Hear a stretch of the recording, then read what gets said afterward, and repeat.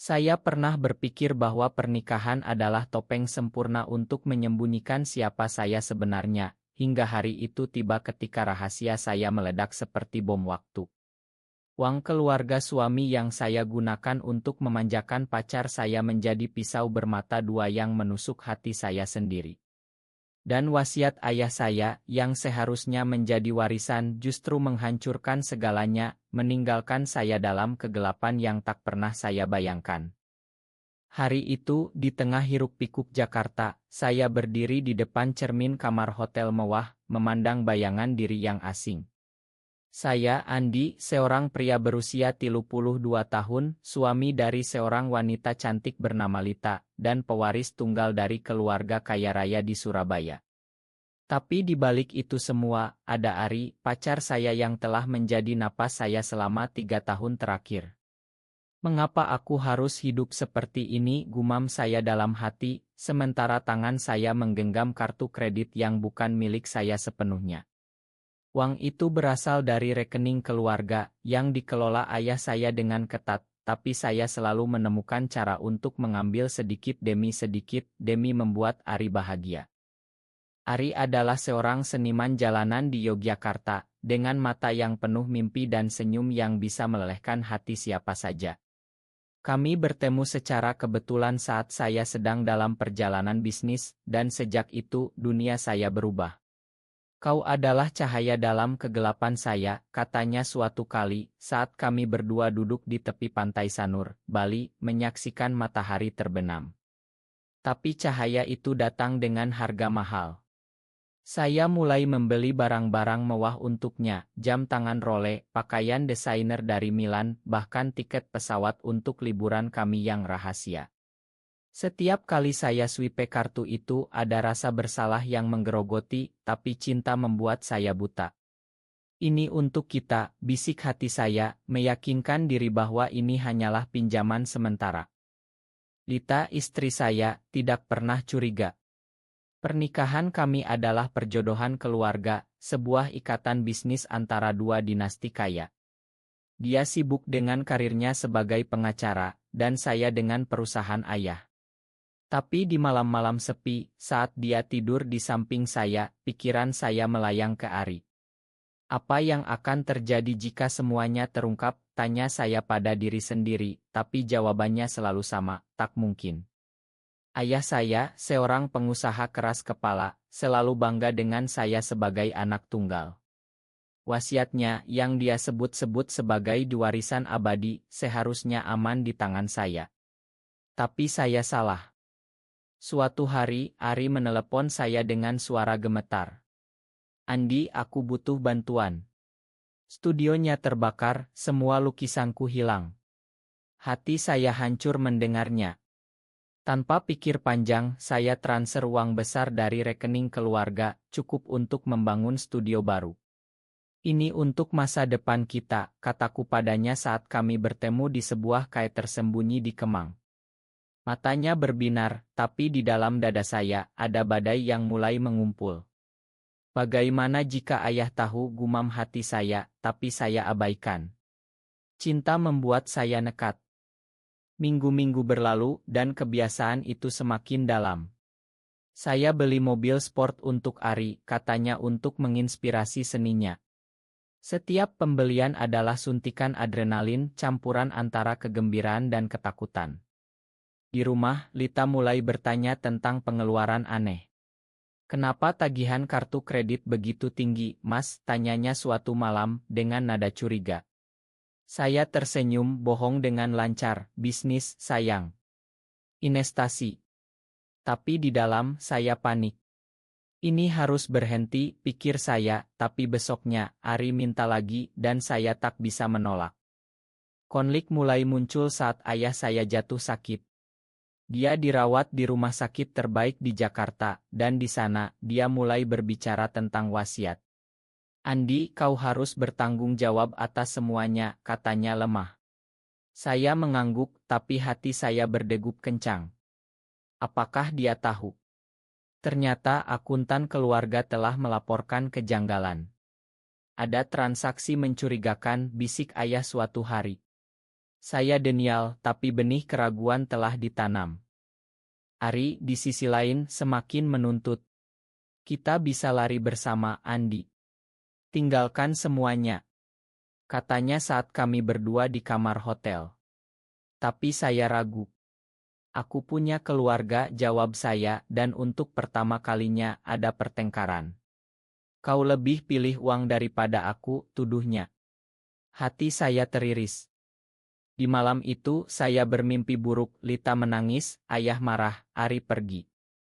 Bangun tidur, saya sadar, ini bukan lagi permainan. Tapi godaan datang lagi. Ari ingin pergi ke Eropa, dan saya setuju menggunakan uang lebih banyak. Ini terakhir janji saya pada diri sendiri. Tapi di bandara, saat saya mengantarnya, ada rasa tidak enak.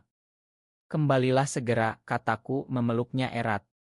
Dia tersenyum, tapi matanya seolah menyimpan rahasia.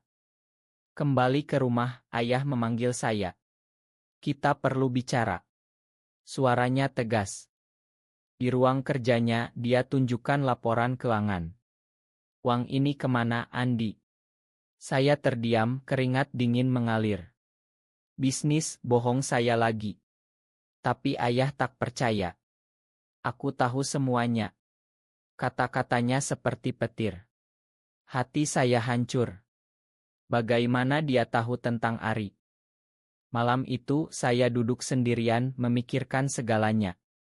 Mengapa aku begitu bodoh, tanya hati saya. Cinta buta telah membuat saya lupa akar. Tapi masih ada harapan, pikir saya. Besok saya akan akui semuanya pada Ari, minta maaf pada ayah. Tapi takdir berkata lain. Ayah saya menatap saya dengan mata yang penuh kecewaan, sesuatu yang lebih menyakitkan daripada kemarahan. Andi, kau telah mencuri dari keluarga sendiri, katanya, suaranya gemetar karena sakit. Saya ingin membantah, tapi bukti di depan mata, transaksi demi transaksi, semuanya mengarah ke Ari. Siapa dia, tanya ayah, dan untuk pertama kalinya, saya merasa dunia runtuh. Dia. Teman, jawab saya lemah, tapi ayah tahu. Lebih dari itu, bukan. Hati saya berdegup, campuran malu dan takut. Bagaimana menjelaskan bahwa saya mencintai seorang pria, di negeri di mana norma masih menekan? Di dalam dada saya, badai emosi berkecamuk. Aku tak pernah ingin menyakiti siapapun, pikir saya, tapi tindakan saya berkata sebaliknya. Lita yang tak tahu apa-apa, menjadi korban tak langsung. Saya ingat malam pernikahan kami, saat saya berjanji setia, tapi hati saya sudah milik orang lain. Makan aku, Lita, bisik hati saya, tapi kata itu tak pernah keluar. Ari menelepon dari Eropa, suaranya riang. Andi, Paris indah sekali. Terima kasih atas semuanya. Tapi saya tak bisa bahagia. Kita harus bicara saat kau pulang, kataku tegas. Dia terdiam, seolah merasakan ada yang salah. Kenapa? Apa yang terjadi, tanyanya. Saya ragu, tapi akhirnya bilang, ayah tahu tentang uang itu. Ada jeda panjang, lalu dia berkata, kita bisa atasi bersama. Tapi di hati saya, ada keraguan baru, apakah dia benar-benar mencintaiku atau hanya uangnya. Konflik semakin dalam saat ayah memanggil pengacara. Wasiat akan diubah, katanya dingin. Saya memohon, ayah, beri aku kesempatan. Tapi dia tegas, kau telah mengkhianati kepercayaan. Di malam itu, saya tak bisa tidur, pikiran berputar-putar. Apa arti cinta jika menghancurkan segalanya, tanya saya pada diri sendiri. Ari adalah segalanya bagi saya, tapi keluarga adalah akar. Saya merasa terpecah, seperti dua dunia yang tak bisa bersatu. Lita mulai curiga. Suatu malam, dia temukan pesan di ponsel saya. Siapa Ari? Tanyanya dengan air mata. Saya terdiam, tak bisa bohong lagi. Dia. Seseorang yang spesial.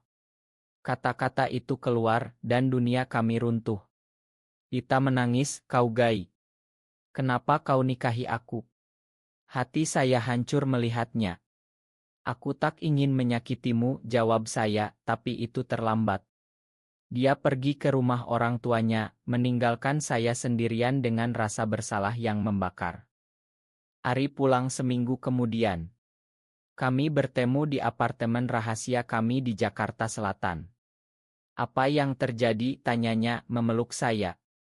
Saya ceritakan semuanya, ayah, Lita, wasiat.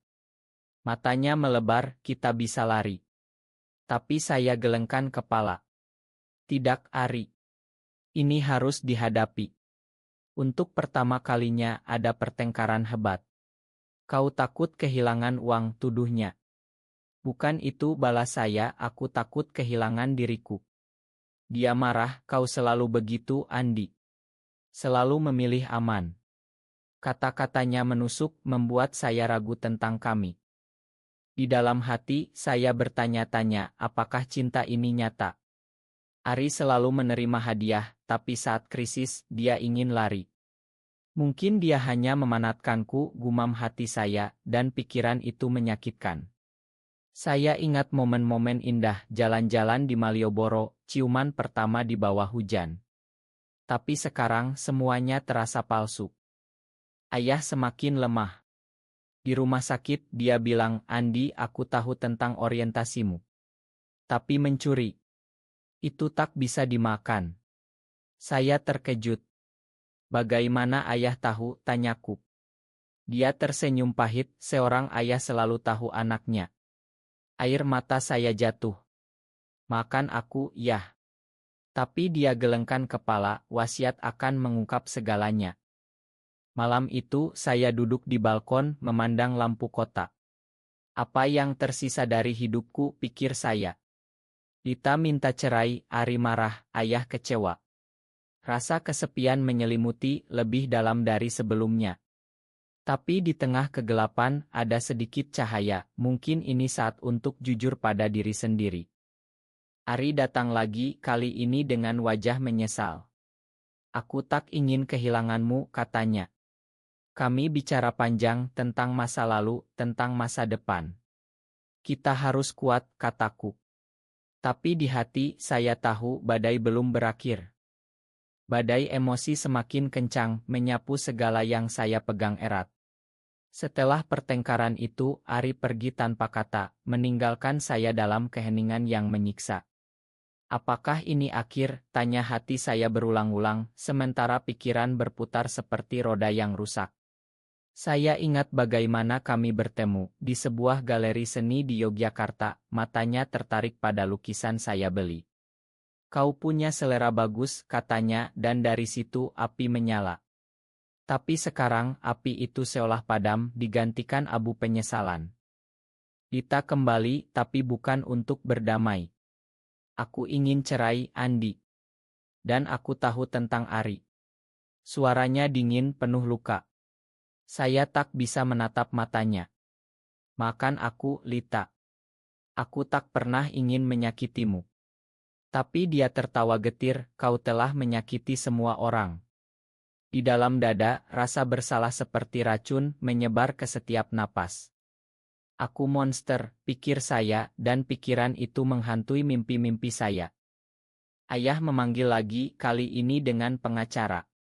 Wasiat baru telah dibuat, katanya. Saya memohon, ayah, beri aku kesempatan memperbaiki. Tapi dia tegas, kau harus belajar dari kesalahan. Isi wasiat itu rahasia, tapi saya tahu itu akan menghancurkan. Apa yang ayah rencanakan, tanya hati saya, penuh ketakutan. Malam-malam saya habiskan berdoa di masjid dekat rumah, mencari kedamaian, tapi jawaban tak datang. Ari muncul tiba-tiba di depan pintu. Aku tak bisa tanpamu, katanya, air mata mengalir. Kami peluk, tapi ada dinding di antara kami. Kenapa kau selalu minta lebih, tanyaku. Dia mengaku, aku takut kehilangan gaya hidup ini. Kata-kata itu seperti pukulan, jadi dia mencintaiku atau uangku. Hati saya terbelah antara cinta dan kenyataan. Kita harus berpisah, kataku, tapi dia memohon jangan. Konflik mencapai puncak saat Lita ajukan gugatan cerai. Di pengadilan, rahasia terungkap, transaksi uang, hubungan saya dengan Ari. Media mulai heboh, pewaris kaya terlibat skandal gay. Saya jadi bahan gosip, keluarga malu. Ini akhir, pikir saya, tapi di tengah itu Ari datang mendukung. Aku di sini untukmu, katanya. Tapi dukungannya terasa palsu, terutama saat dia minta uang lagi untuk bersembunyi. Ayah meninggal 2 minggu kemudian. Di pemakaman, hujan deras, seolah langit menangis. Saya berdiri di samping makam, hati hancur. Makan aku, yah, bisik saya. Pengacara datang membacakan wasiat, semua harta dibagi rata ke Amal dan Lita, Andi hanya dapat bagian kecil jika ia jujur pada diri sendiri. Ada surat dari ayah, Andi, aku tahu kau gay. Aku mencintaimu apa adanya, tapi kau harus belajar tanggung jawab. Air mata saya jatuh. Wasiat itu bukan hukuman, tapi pelajaran. Ayah tahu sejak lama, pikir saya, dan rasa lega bercampur sedih. Tapi Ari, saat tahu harta hilang, mulai menjauh. Kita bisa mulai dari nol, kataku, tapi dia ragu. Aku tak siap, jawabnya. Hati saya sakit, menyadari pengkhianatan. Malam itu, saya duduk sendirian, memikirkan segalanya. Cinta sejati tak bergantung pada uang, gumam hati saya. Lita menelepon, aku makanmu, Andi. Jalani hidupmu.